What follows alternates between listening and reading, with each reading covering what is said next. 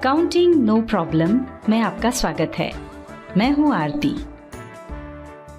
आगे बढ़ने से पहले हमारी आपसे प्रार्थना है, कृपया सोचें, आप डेटा एंट्री ऑपरेटर यानी बाबू बनना चाहते हैं या अकाउंटेंट? आप टैली का अधूरा ज्ञान प्राप्त करना चाहते हैं या उसके विद्वान बनना चाहते हैं? यदि आप अकाउंटेंट या विद्वान बनना चाहते हैं तो हमारा आपसे निवेदन है, इस वीडियो सीरीज की सभी वीडियोस को एक एक करके क्रमानुसार ही देखें। वीडियोस को क्रमानुसार देखने के दो तरीके हैं। पहला है हमारी वेबसाइट द्वारा और दूसरा हमारे YouTube चैनल की प्लेलिस्ट द्वारा। टैली की इस वीडियो सीरीज के आज के अध्याय में आप जानेंगे गोल्डन रूल्स ऑफ अकाउंटिंग क्या हैं। इससे पहले वाली वीडियो में आपने जाना कि अकाउंट क्या है और अकाउंट्स कितने प्रकार के होते हैं। अब हम आपको बताएंगे कि जब कोई ट्रांजैक्शन होता है तो सबसे पहले देखा जाता है कि ट्रांजैक्शन में प्रभावित होने वाले दोनों खाते कौन से हैं और किस प्रकार के हैं, और फिर कुछ नियमों के अनुसार, जिन्हें गोल्डन रूल्स ऑफ अकाउंटिंग कहते हैं, किस खाते को डेबिट और किस खाते को क्रेडिट करना है, ये निर्णय करना होता है।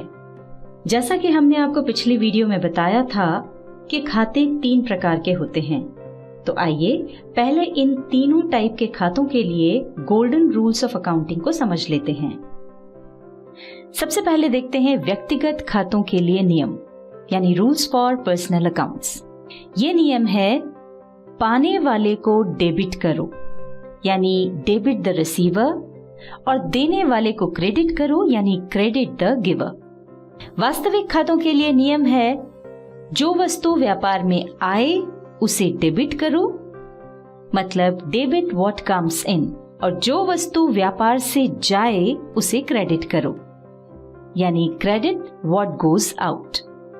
नॉमिनल अकाउंट्स यानी नाम मात्र के खातों के लिए नियम है, सभी खर्च एवं हानियों को डेबिट करो, मतलब debit all expenses and losses, और सभी आय और लाभों को क्रेडिट करो, यानी credit all incomes and gains.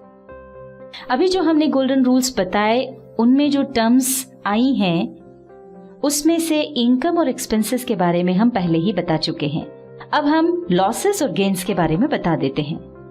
सबसे पहले देखते हैं हानि यानी लॉसेस क्या होते हैं।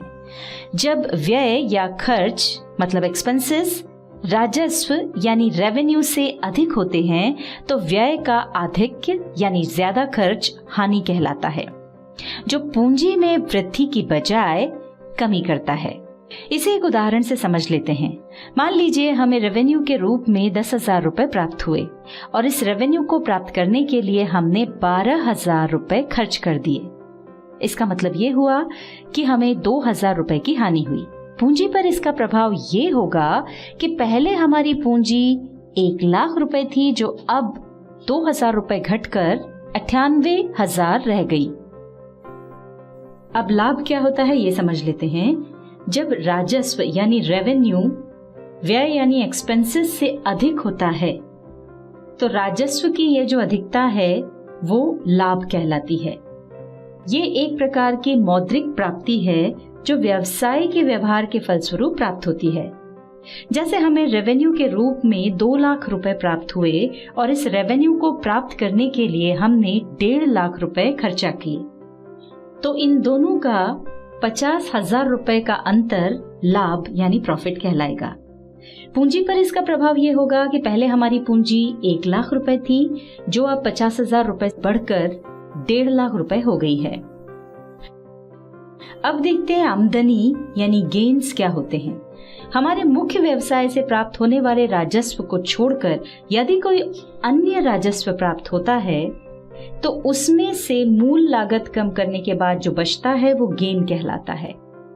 जैसे हमारी कोई संपत्ति जिसका बही खातों में 8,000 रुपए मूल्य था, उसे हमने 10,000 रुपए में बेचा, यानी हमें 2,000 रुपए की प्राप्ति हुई। ये जो प्राप्ति है वो आमदनी यानी गेन कहलाएगी।